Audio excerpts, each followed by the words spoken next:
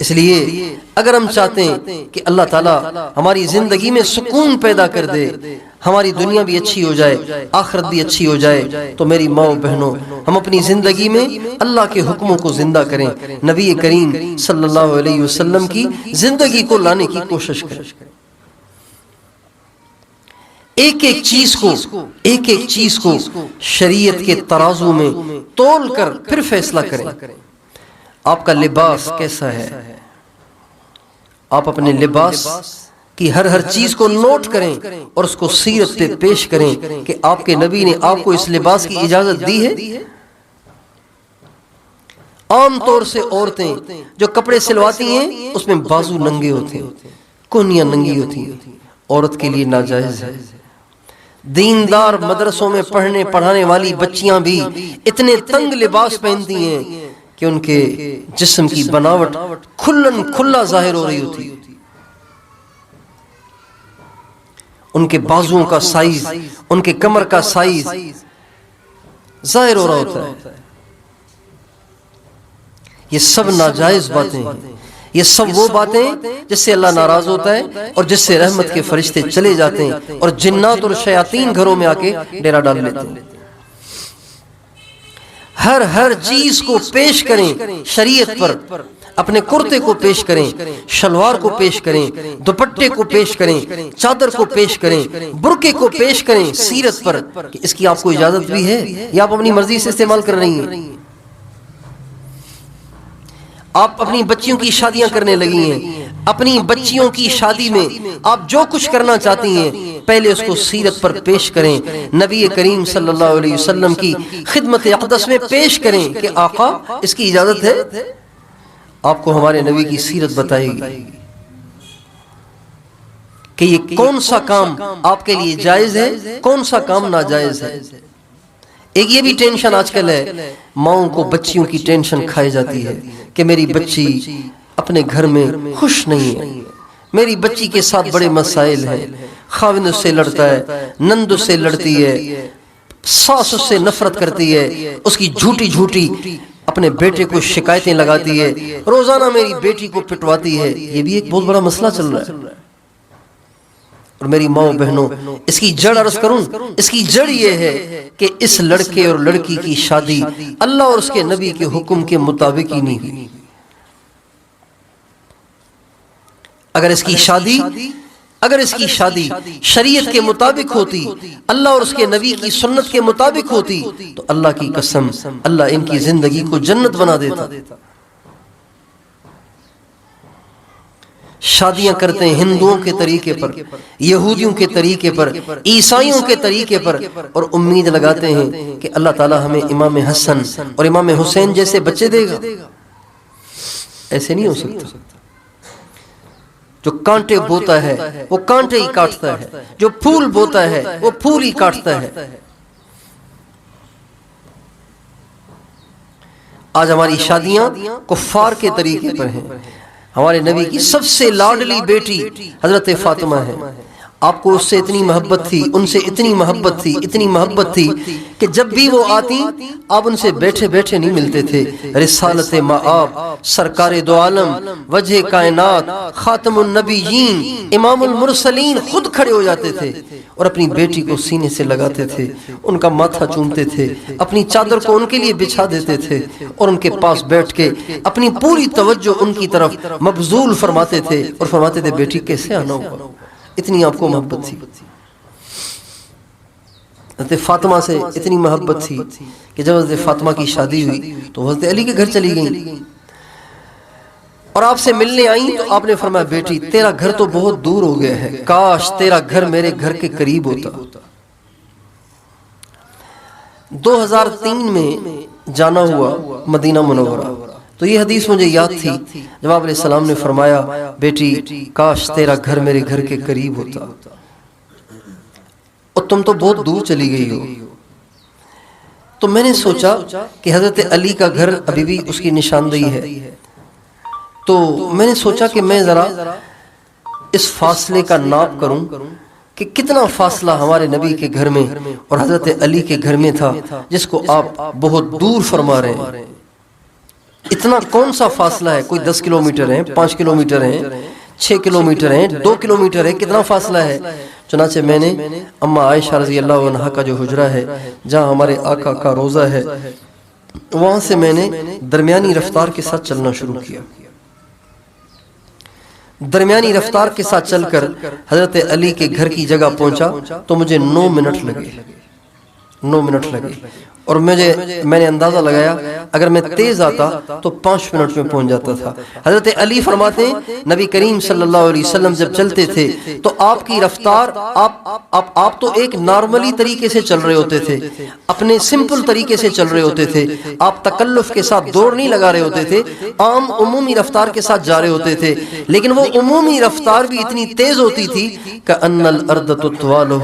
ایسے لگتا تھا جیسے زمین آپ کے لیے لپٹ رہی ہے، اور ہم دوڑ کے آپ کو پکڑتے تھے۔ آپ کی چال اتنی تیز تھی، اگر آپ اس چال کے ساتھ چلتے تو 2 منٹ میں پہنچ جاتے ہوں گے، 3 منٹ میں پہنچ جاتے ہوں گے، لیکن محبت ایسی کیا فرما رہے بیٹی تیرا گھر بہت دور ہو گیا ہے، کاش تیرا گھر میرے قریب ہوتا۔ تو اماں فاطمہ رضی اللہ عنہ کہنے لگی یا رسول اللہ فلاں صحابی کا گھر یہاں آپ کے آس پاس ہے، آپ کے گھر کے قریب ہے، وہ بالکل خالی پڑا ہوا ہے، چونکہ اس زمانے میں کنسٹرکشن کا مسئلہ ہی نہیں تھا، کچے گھر تھے، صرف 4 دیواریاں تھیں اور تو کچھ تھا ہی نہیں، سب کے گھر ایک جیسے، سب کے گھر برابر ہوتے تھے، تو گھر سے تبدیل بھی کیا جا سکتا تھا۔ تو حضرت فاطمہ کہنے لگی یا رسول اللہ اگر آپ اپنے فلاں صحابی سے کہیں جس کا گھر آپ کے گھر کے بالکل ساتھ ہے، ہمارے والا گھر وہ لے لے، یہ گھر ہمیں دے دے، چونکہ یہ خالی پڑا ہوا ہے، ویسے ہی رہتا تو کوئی ہے نہیں۔ تو آپ علیہ السلام نے فرمایا بھئی ان سے تو پہلے بھی ایک دفعہ گھر کی ہم نے تبدیلی کی ہے، اب تو مجھے اس کو کہتے ہوئے شرم آتی ہے۔ اس صحابی کو یہ بات کسی طریقے سے پہنچ گئی، وہ صحابی رسول ہمارے نبی کی خدمت میں حاضر ہوئے، کہنے لگے یا رسول اللہ آپ کیوں میں شرماتے ہیں مجھے اپنی بات کہتے ہوئے، اللہ کی قسم آپ میرا سب کچھ لے لیں مجھے اس سے زیادہ خوشی ہوگی۔ چنانچہ انہوں نے اپنا گھر آپ علیہ السلام سے تبدیل کر لیا، حضرت اماں فاطمہ کے گھر میں وہ چلے گئے، وہ گھر لے لیا اور اپنا گھر حضرت فاطمہ کو دے دیا، وہ بالکل اماں عائشہ کے گھر کے ساتھ ہے۔ آج کل آپ علیہ السلام کی جو جالی مبارک ہے، اس کی جو پچھلی سائیڈ ہے، پچھلا جو حصہ ہے جالی کا، وہ جالی کا جو حصہ ہے وہ حضرت فاطمہ کا وہ گھر ہے جو صحابی نے دیا تھا۔ اتنی آپ کو اپنی بیٹی سے محبت تھی، اب جس سے اتنی محبت ہے کہ 2-3 منٹ کی مسافت پہ بھی آپ ان کی جدائی کو برداشت نہیں کر پا رہے، بتائیے محبت کتنی ہوگی ان سے۔ اب جب ان سے اتنی محبت ہے تو ان کی شادی تو بڑی دھوم دھام سے ہونی چاہیے تھی، ان کی شادی کے لیے تو جنت کے کھانے اتارے جاتے، ان کی شادی میں تو جبریل اترتے، میکائیل اترتے، اسرافیل اترتے، فرشتوں کے مجمع لگ جاتے، دھوم دھام سے جنت کے کھانے اتارے جاتے، ساری دنیا کو ولیمہ کھلایا جاتا اور ساری دنیا کے لوگوں کی دعوت کی جاتی، لیکن ہمارے نبی نے اپنی سب سے پیاری بیٹی کی جو شادی کی ہے وہ اتنی سادہ کی ہے کہ آج کل بڑے سے بڑا دیندار اس کا تصور بھی نہیں کر سکتا۔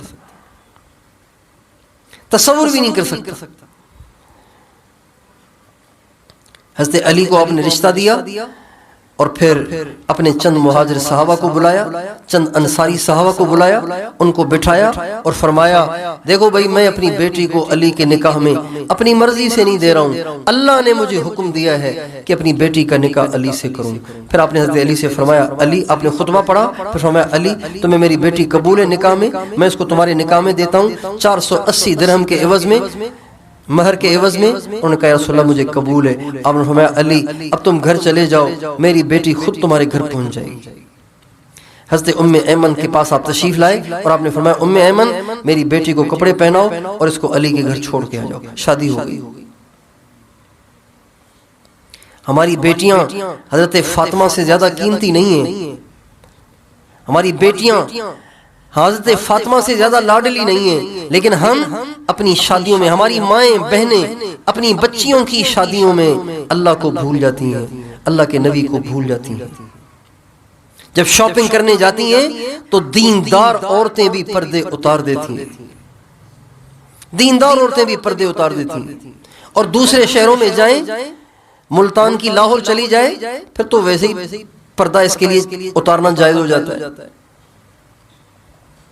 میری ماں بہنوں، ہماری دنیا اور آخرت دونوں جہاں تب بنیں گے جب پورا اسلام ہماری زندگیوں میں ہو، پورا دین زندگیوں میں ہو۔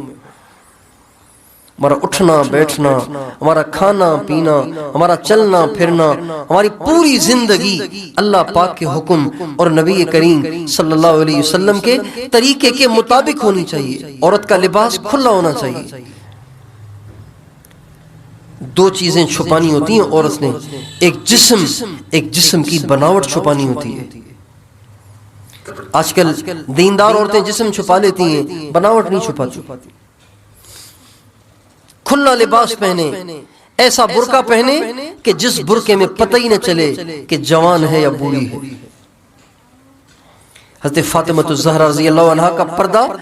ساری صحابیات میں امتیازی پردہ تھا، اور اس کا نتیجہ کیا ہوا؟ ہمارے نبی نے فرمایا کل قیامت کا دن ہوگا، محشر کا میدان ہوگا، اور پل صراط پار کرنے کے لیے ساری دنیا پل صراط کے ایک طرف جمع ہوگی۔ محشر کے میدان میں ایک اعلان کرنے والا اعلان کرے گا، یا اہل الجمع غضوا ابصارکم حتی تمر فاطمہ بنت محمد۔ اے محشر والو، وہاں نبی بھی ہوں گے، اولیاء بھی ہوں گے، صدیقین بھی ہوں گے، صالحین اور شہداء بھی ہوں گے۔ سب کو اعلان کر کے کہا جائے گا، یا اہل الجمع، اے محشر والو، اپنی نگاہوں کو جھکاؤ تاکہ محمد کی با حیا با پرد بیٹی پردے کے ساتھ پل صراط کو پار کرے۔ کتنا بڑا اعزاز ہے۔ چند دن کی چاندنی سے آج ہماری عورتیں متاثر ہو کر حضرت فاطمہ کے طریقے سے ہٹ گئی ہیں، حضرت اماں عائشہ کے طریقے سے ہٹ گئی ہیں، حضرت اماں خدیجہ الکبریٰ کی زندگی سے ہٹ گئی ہیں۔ اس لیے آپ ساری بہنوں سے دست بستہ درخواست ہے کہ اپنی زندگی کو شریعت کے مطابق بناؤ، دین کے مطابق بناؤ، اللہ پاک کے حکم اور نبی کریم صلی اللہ علیہ وسلم کے طریقے کے مطابق بناؤ۔